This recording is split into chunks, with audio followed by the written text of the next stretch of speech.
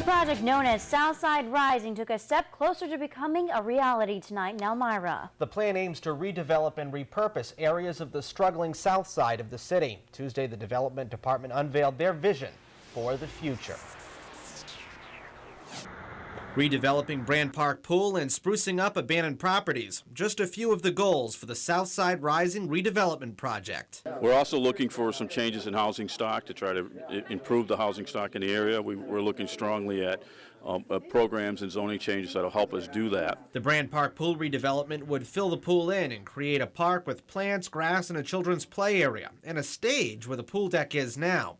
The city says moving forward, the pool would have to be tested for strength before it was filled in, and that the structure is eligible for placement on the historic register.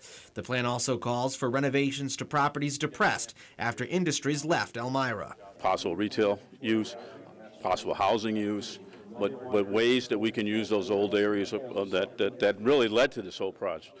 Many aspects of the project call for sprucing up areas like South Main Street to make them more appealing and inviting to new businesses and residents.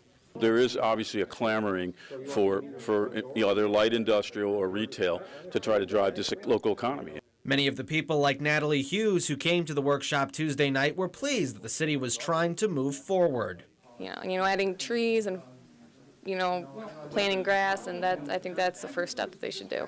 Hughes was skeptical, however, of the city's plan to redevelop and build new buildings. I don't think it's a good idea because, say, if a business fails, they're just going to have a building and they're not going to, what's next? What's next for Southside Rising? The city will now start meeting with private sector and economic development officials to determine how and when the project will move forward. A similar redevelopment project was proposed for the South Side several years ago. It did not make it past the planning stage. This time around, officials believe there is enough universal support to move the project to the next step.